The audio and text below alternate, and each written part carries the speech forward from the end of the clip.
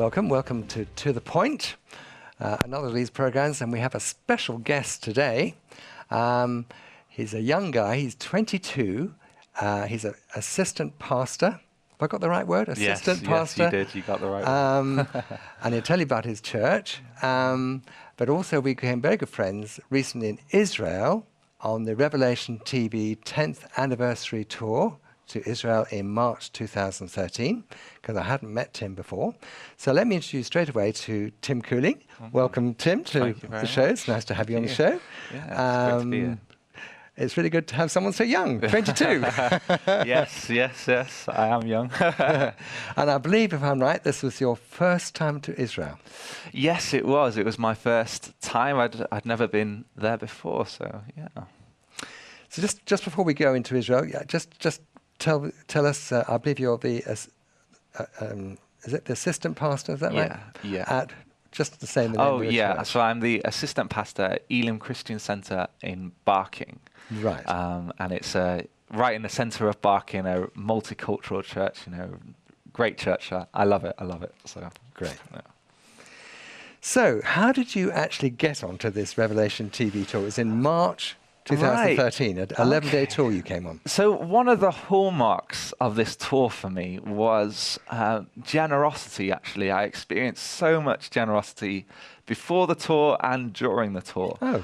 It was a real highlight for me. And so how I got onto this tour was there's some members of our congregation, Peter and Mary Mason, and they've been avid watchers of Revelation TV for a long time, and I think they've been on a lot of tours before. They knew Howard and they knew Leslie and guys like Tim Vince they were very fond of. So they thought it was important for an assistant pastor to experience Israel because they felt it would give me a better understanding of the Bible and of Jesus. So they paid for me to go, and it was really, really kind of them. I was blown away actually by the fact that they would pay for me to go, and so in March I went to Israel on their generosity, really. So, well, I remember seeing you at the airport actually, Heathrow. Yeah. I thought, well, that guy looks a really nice guy.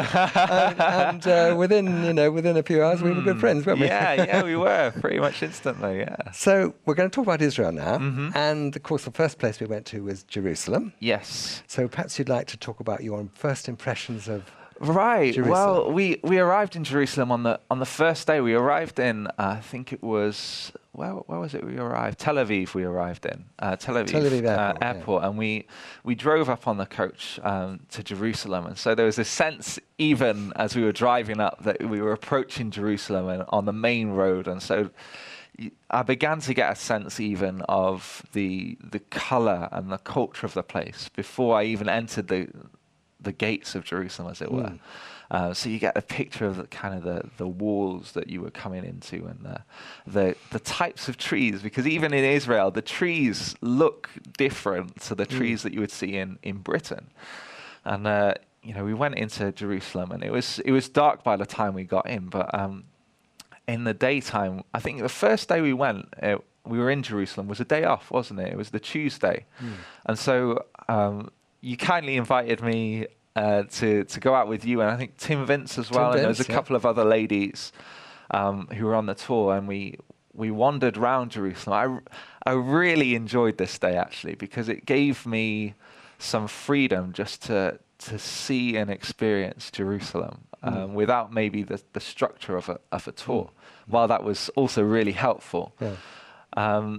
So when we went to Jerusalem, one of the really interesting things I found about Jerusalem was the fact that within this kind of city, within these walls, was all these different cultures and philosophies and religions. And one thing that I found really interesting was that this sense of division in Jerusalem. They have almost the East Wing and the West Wing sort of thing, and there's these factions. And one thing that I found interesting was on top of the houses in Jerusalem, they have these water towers. And if you were a Jew, you would have a white water tower. And if you were a Muslim, you would have a black water tower. Oh, right. So visually, even in the city, you could see who belonged where and who was what. And, if I was a Jew, I wouldn't go into this area because they have the black water towers. If I was a Muslim, I wouldn't go into this area because they have the white ones. I just thought that was a really visual kind of aid to describe the friction that exists within the city. But Jerusalem was a fantastic place. Beautiful, beautiful place. There's so much color, and I love the fact that they have this limestone that they build everything with. I think it's a law that you have to build with this limestone. So everything has this, when the Bible describes a city of white, this is the kind of thing that you see these limestone walls being built up and things. And visually, it's so impressive. I think we have a clip actually. We went to this Austrian hostel, and we went up onto the rooftops, didn't we, after having a nice strudel or something like that. We went up onto the rooftop, and on this rooftop, you could just see out over all of Jerusalem, all over the old city. So maybe if we could just see that clip now, that would be great, just to have a look. Hi, so I'm in Jerusalem today. It's the day off, so I'm not with the tour group, but I've come on a little trip out with Richard Kent and Tim Vincent and a couple of other ladies, and we've come to this hostel, and we've just got this amazing view of Jerusalem, so you can see out over the whole landscape really, and it just gives you a sense of kind of the real culture and the colour and the beauty of the place really.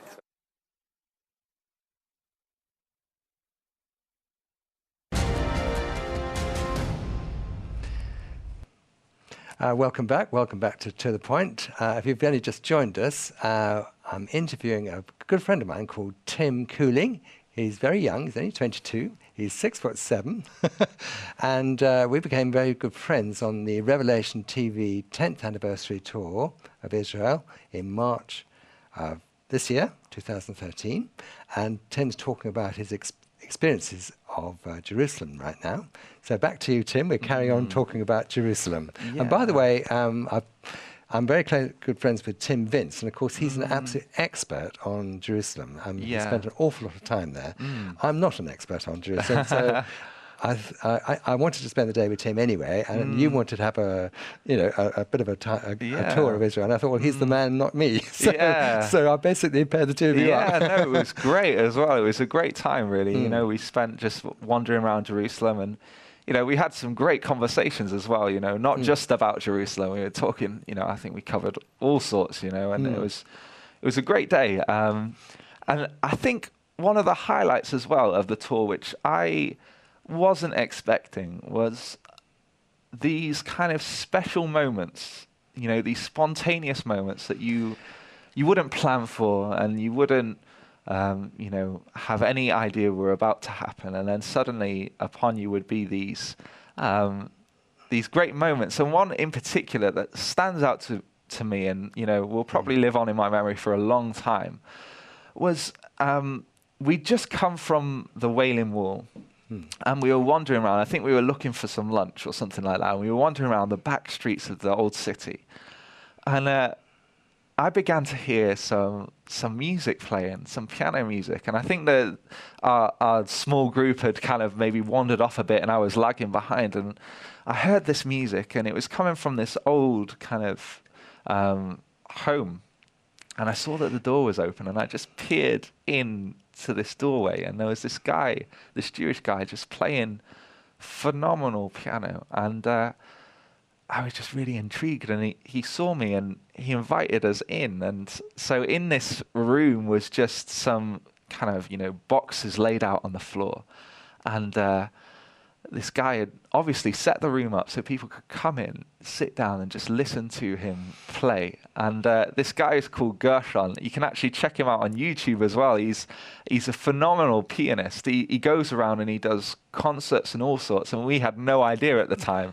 I've since checked him out, and he's phenomenal. He's so good. And we had about half an hour just this private concert with this guy, and it was just really, really special moment. And I wonder if we could just play maybe a clip. I took a clip on my iPhone, so hopefully it will work.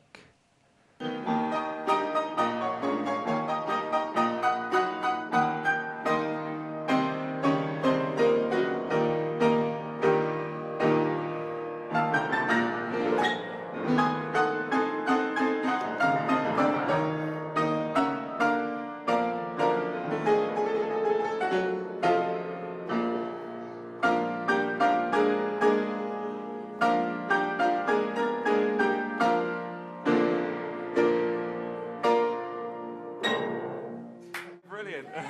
A message from Gershon. The message is, I tell people that I have a message for the world. And they say, what's the message? It's my music. I say, oh yeah, but what's the message? That is the message. If I could put it in words, it wouldn't be the message. The message is something that's higher than words, higher than thoughts. It's what you feel when you hear the music, and that special feeling you have, that's the message I have for you. Please carry it with you. Welcome back. We're talking to Tim now about his experiences of Jerusalem when he came on the tour of Israel in 2013. And that was an amazing piano.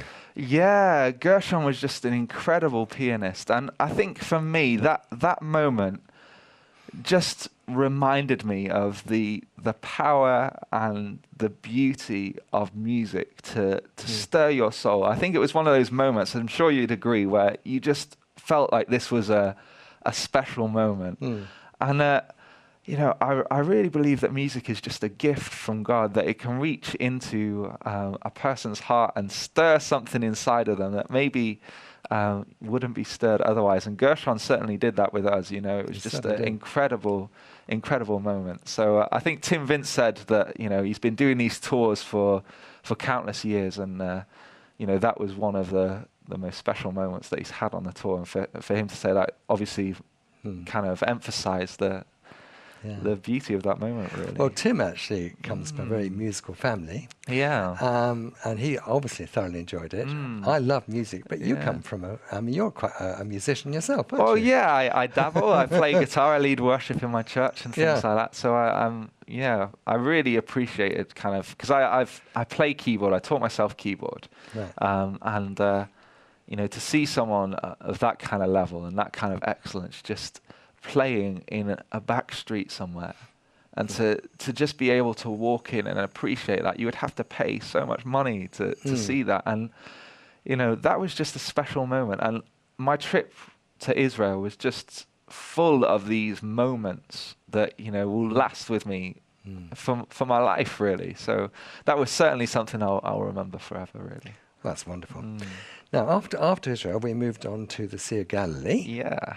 So maybe you could talk about that. Yeah, well, the Sea of Galilee is probably my favorite place in Israel, actually, because Jerusalem, with all its beauty, is very built up. And one of my main reasons for coming to Israel, really, was to get a sense of the place. And this clip here just shows you, I guess, the peace and the beauty and the calm of the Sea of Galilee, really. And we'd come here as a group, and I kind of withdrew from the crowds a little bit.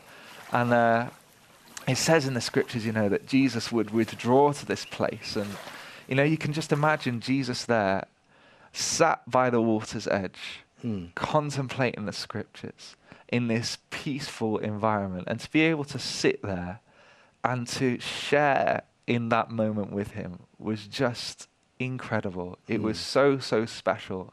And then when you think about the fact that this is the place where he would have called the disciples, this is the place where he would have walked on water, this is the place where so many miracles happen, where Jesus first began his ministry, and you could just sit there. And to me, it wasn't so much the places themselves that were special. It was the fact that you were sharing in a moment that Jesus had all those years ago. And at the Sea of Galilee, it felt like I could almost transport myself back into those moments and live in the kind of experiences that Jesus would have had. And that to me was really, really special. I loved the Sea of Galilee so much. Yeah. And of course, soon after that, we actually went on to the Sea of Galilee in a couple of, I don't know, you call them ships or boats. Yeah, I'm not sure what they were, but they were great. Yeah, that was a fantastic time, really. We went out on these boats as a group, and I think we went into the centre and we tied the boats together or something like that, and we just had a time of worship on the Sea of Galilee. And just before you talk about that, I think Leslie asked, about different nationalities present. I think there was something around about 150 people present. I can't remember, something like that. Yeah. And can you remember how many different nationalities were present? I have in my mind either 30 or 50. It was one of those two numbers. It was a considerable amount of nationalities. It was an unbelievable number.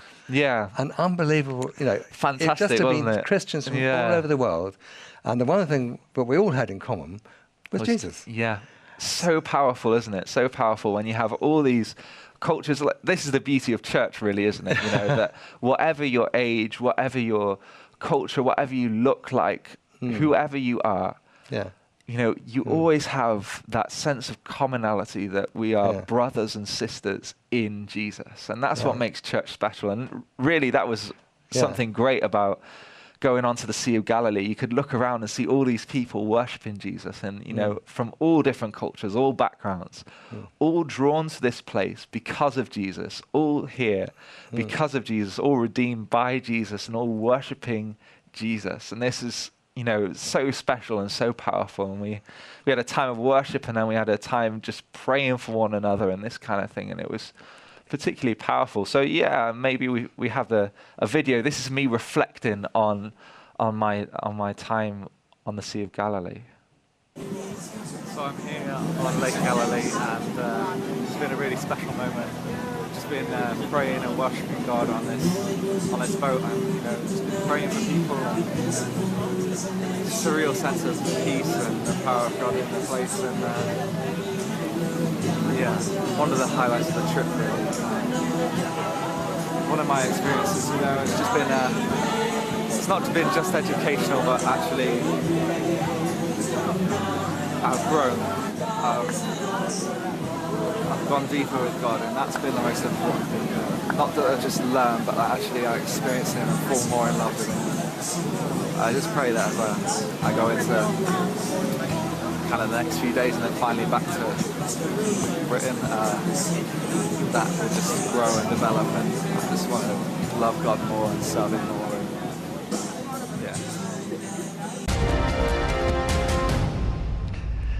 Welcome back. We're talking about a tour of Israel with my good friend here, Tim. And to that experience, let me just tell you, actually, that Leslie thinks that is the highlight of the tour.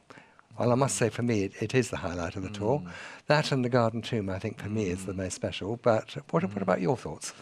Yeah, that was a particularly powerful moment. I think you kind of just then you got an insight into what was happening inside of me. I'd come on this tour to not just have an educational experience or a holiday, but actually to grow in my relationship with God, because really that's what I want to do. I want to know God more. I want to know Jesus more, serve Him more, love Him more, that kind of thing.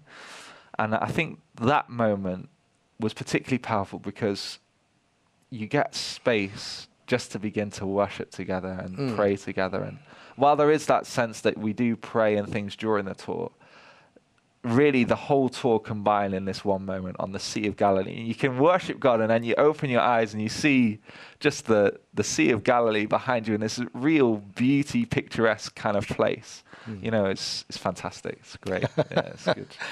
Now, we've got to move on, because soon after that, we were going to the River Jordan to baptize. Yes. So perhaps you'd like... This is brilliant.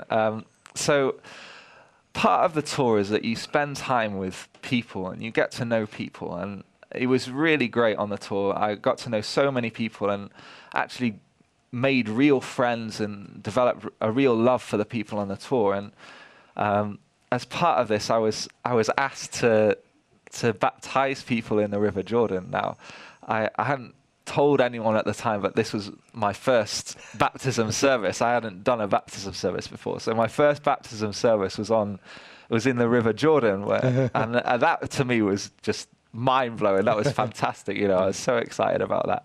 But as well as that, I was able to baptize people that I'd grown to love and care for. And there's one guy in particular. There was many people that I could have spoken about, but this one guy made an impression on me because of his evident love for Jesus. And this to me, this guy was just so in love with Jesus, it was contagious. His passion just overflowed out of him, and you couldn't help but kind of catch a glimpse of his relationship with God. So I just before we baptized, his name's David, and just before I baptized him, I did a little kind of impromptu interview. So maybe if we could play the clip and you get a sense of who David was. So I'm with David here, and we're at the River Jordan.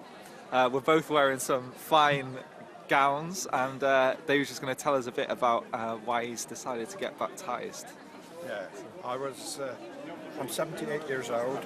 I was baptized from my grandfather when I was about a month old. I was an infant birth, complete submersion, but I've never got baptized since. And I've had a conviction from David Pawson's ministry that I should be baptized again. So I thought this was a great opportunity to come here and be baptized where my Saviour was baptized. I'm born again. I'm a bit choked off, but I'm born again. I trust in the blood of Jesus and in his precious name. There's power in the blood, there's power in the name. And now I want to have power going into his to be associated with his death and to come up as he came up out of death and resurrection, the risen Lord. That's my Saviour. He's risen, he's glorified, he's the bright and morning star, he's everything to me. My life is everything. I lost my wife, but I still got Jesus. Bless him.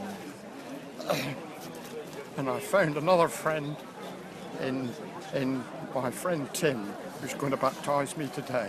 God bless him and bless the whole of his congregation. God bless you. Thank you. Well, welcome back.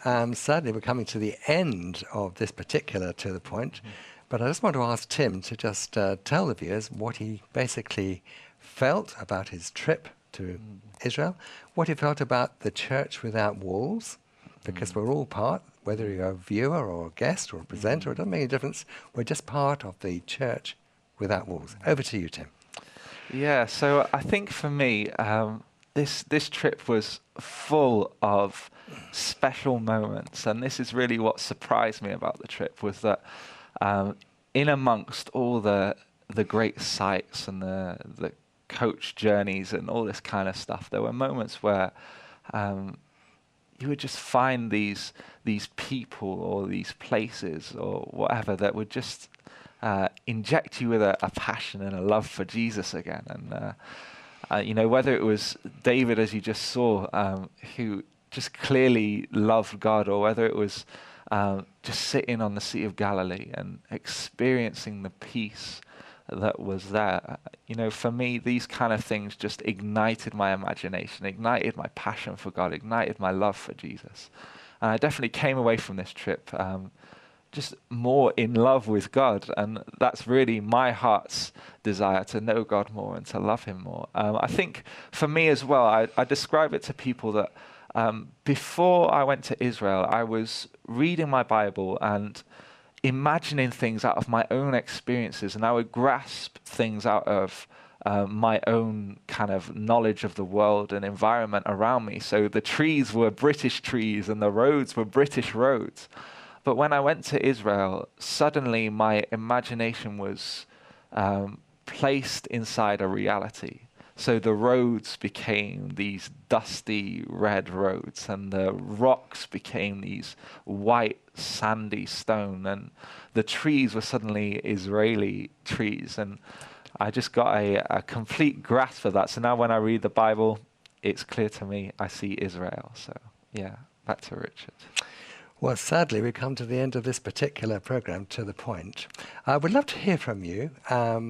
Any thoughts about my dear friend Tim and his ministry?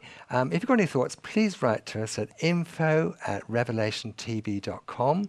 And if you've got any questions to ask Tim, please write to him. You can get to him either through his website, but also through info@revelationtv.com. And I'm sure we'll be having Tim back again. And thank you so much for joining us. To me, Israel is very special. Not only because that's where Jesus walked, but also make some lovely friends there. All the people, all the lovely viewers from Revelation TV, and lovely people like Tim as well. God bless you, and thanks for joining us.